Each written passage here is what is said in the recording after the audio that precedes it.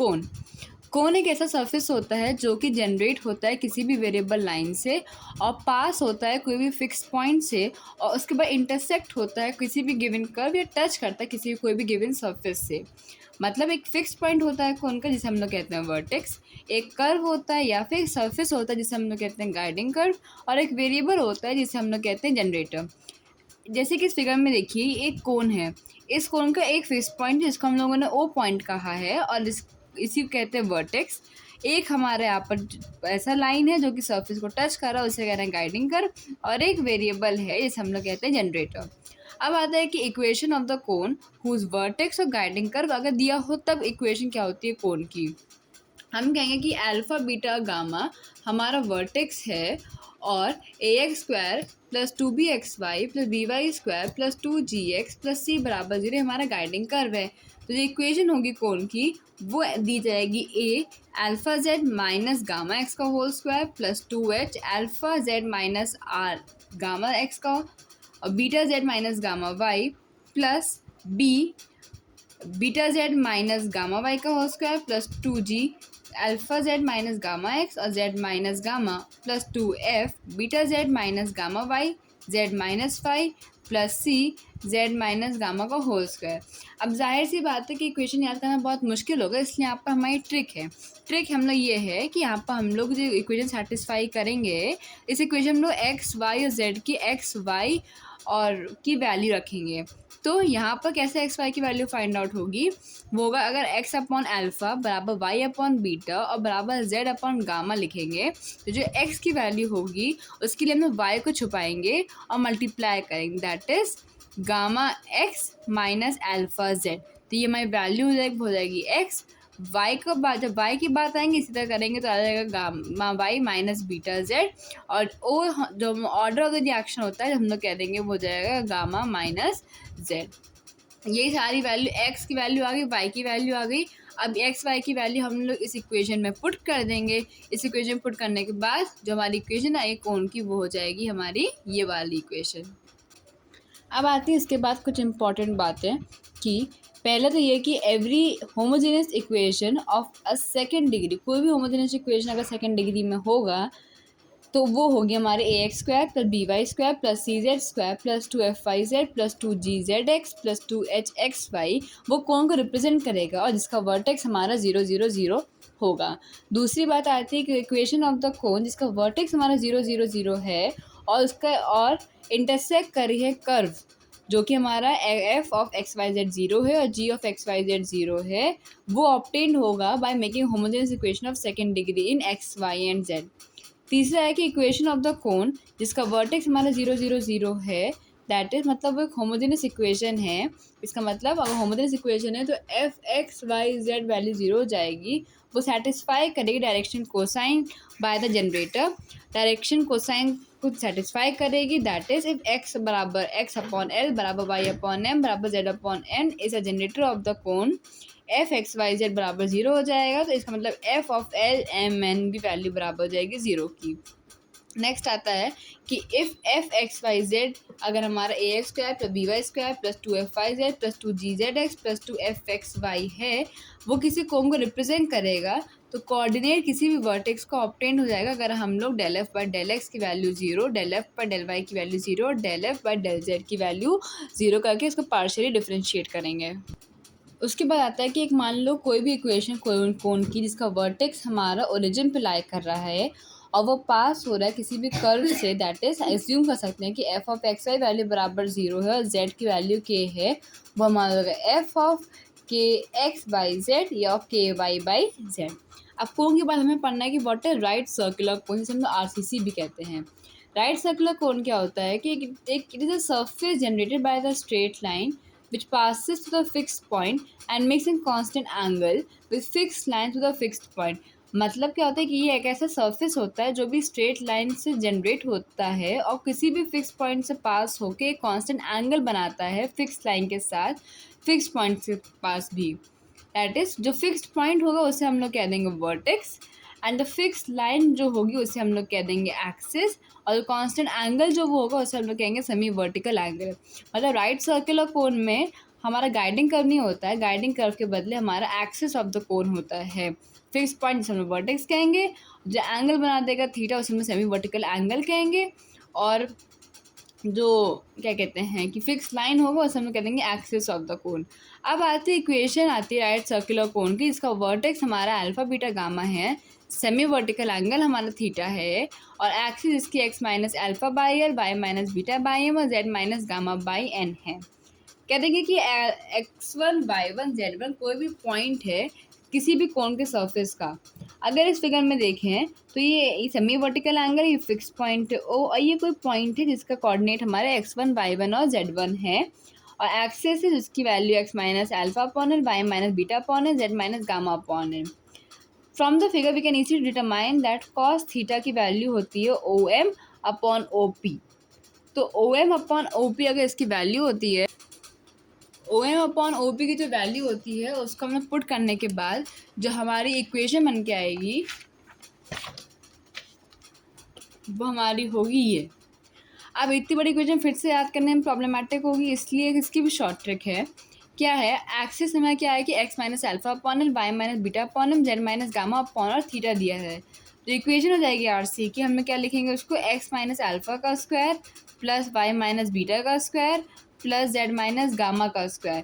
मतलब कि जो ऊपर जितने भी न्यूमरेटर का स्क्वायर, एक्स माइनस अल्फा का स्क्वायर, वाई माइनस बीटा का स्क्वायर, जेड माइनस गामा का square, multiplied by L square, m square, n square, then cos square theta. Value हो जाएगी x minus alpha multiply by l, Y minus beta multiplied by M and Z minus gamma multiplied by N. Next आता है कि equation of R C C, that is right circular cone, जिसका axis अगर हमारा है X upon L, Y upon M, Z upon N, और semi vertical angle हमारा theta है, तो क्या होती है X square Y square Z square multiplied by L square plus M square plus N square cos square theta is equal to x L plus Y M plus Z N का whole square की value के बराबर। The section of the right circular cone by the plane perpendicular to the axis is always circle and guiding curve of right circular cone is circle.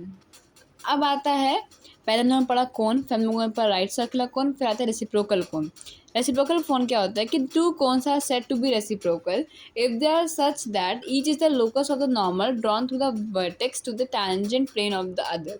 अब आती है what is the equation of the reciprocal कोन।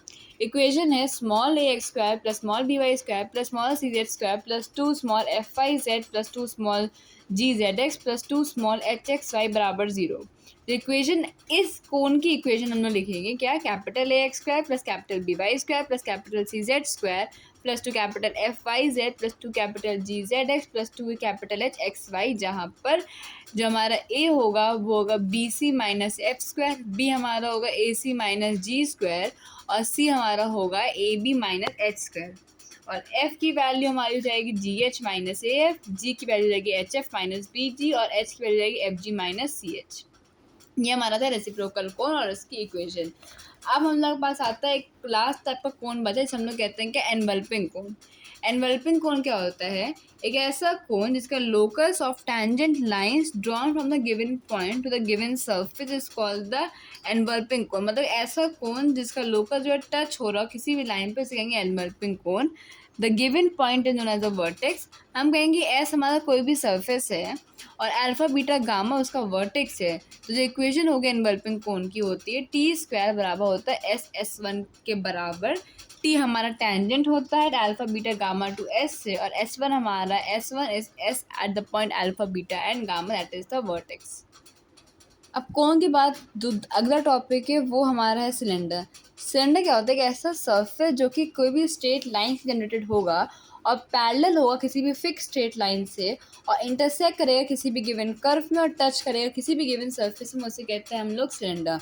मतलब ऐसा surface जो कि generate हो रहा है स्ट्रेट लाइन से, इंटरसेक्ट कर रहा है दो कर्व से और टच कर रहा है गिवन सरफेस से, उसे कहते हैं cylinder.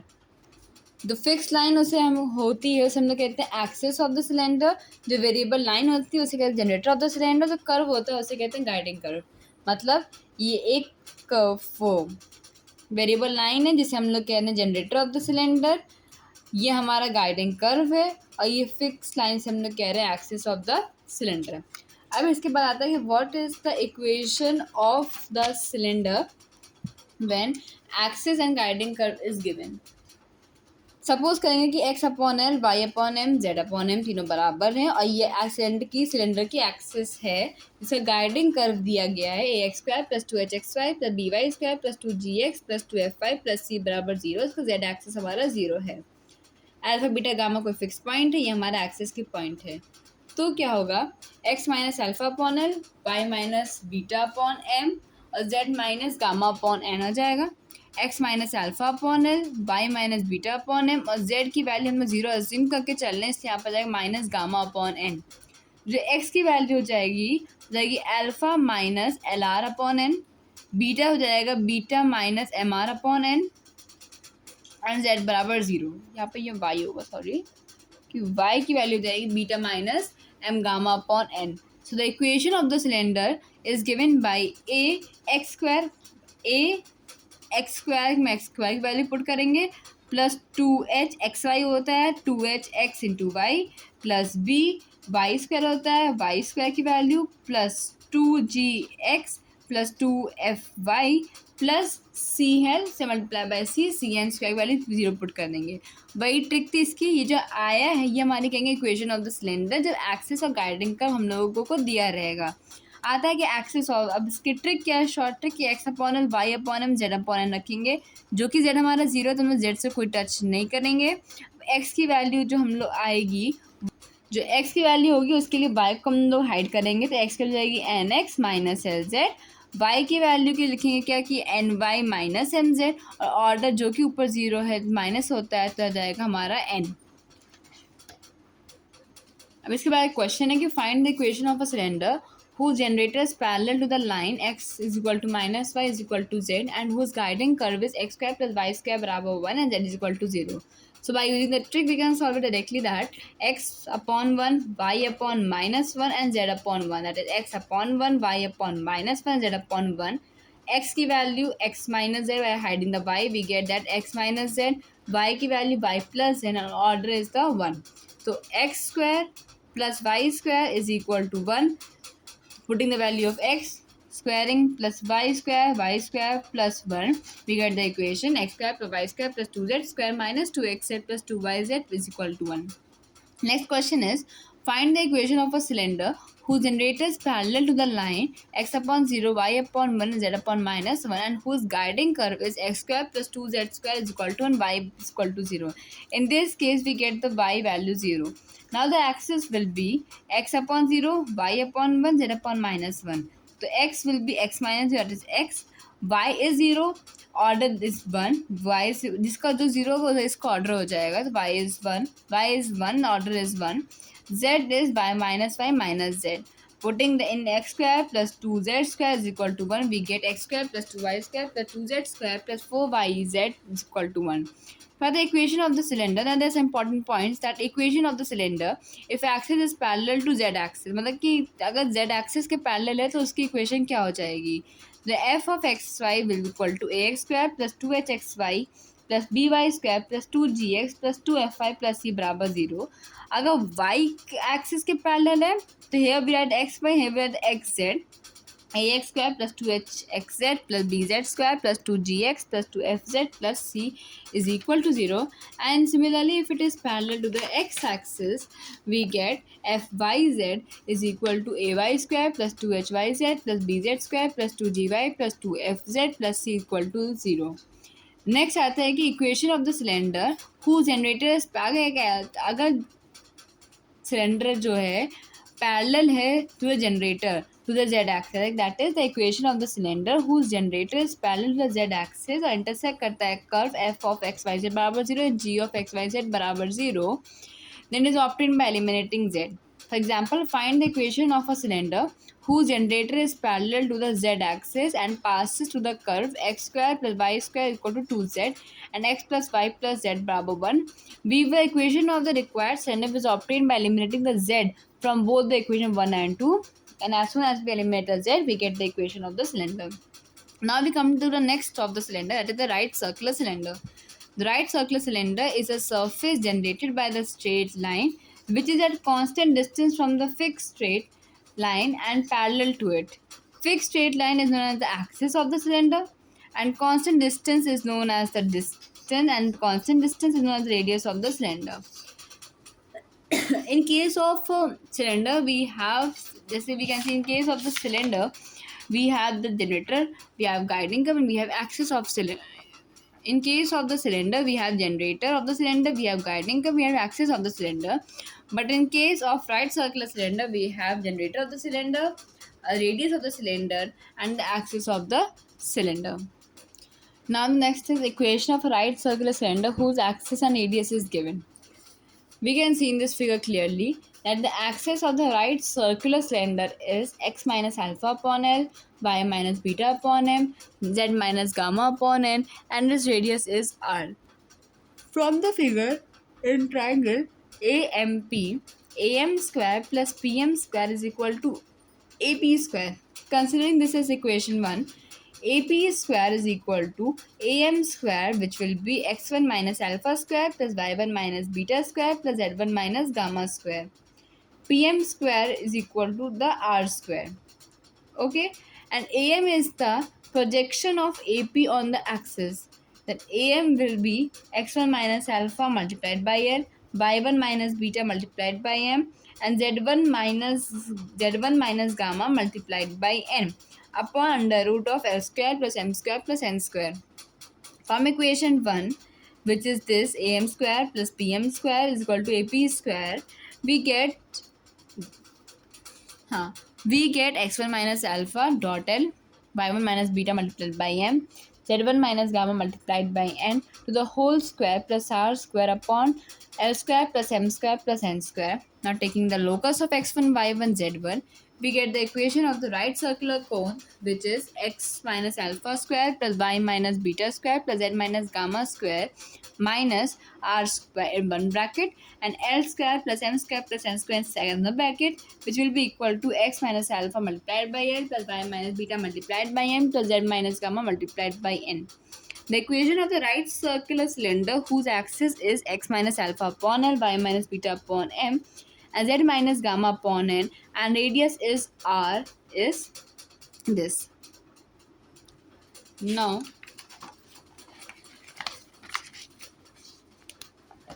the equation of the right circular cylinder whose axis is z axis is x square plus y square is equal to that r square, because अगर z axis होगा तो x upon 0, y upon 0 will be z upon 1, radius is r. So equation of right circular cylinder will be x square plus y square plus z square minus r square, and 0 plus 0 L m n, 0 square plus 0 square plus 1 square बराबर हो जाएगा x minus alpha upon L, y minus beta upon m, z minus gamma upon n, which will be, by solving the above, we get x square plus y square equal to r square.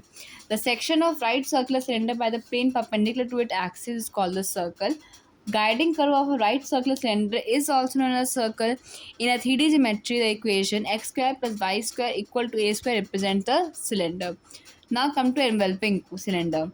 It is a locus of tangent to the surface, that is sphere or conicoid, which is parallel to the given line. The equation of the enveloping cylinder to the sphere x square plus y square plus z square equal to a square whose generator is parallel to the line x upon L, y upon m, z upon n is Lx plus my plus nz का whole square will be equal to L square plus m square plus n square in one bracket, and in another bracket we write x square plus y square plus z square minus a square. So cylinder is also of three types: the normal cylinder, the right circular cylinder, and then the enveloping cylinder. For this we finishes the cone and the cylinder.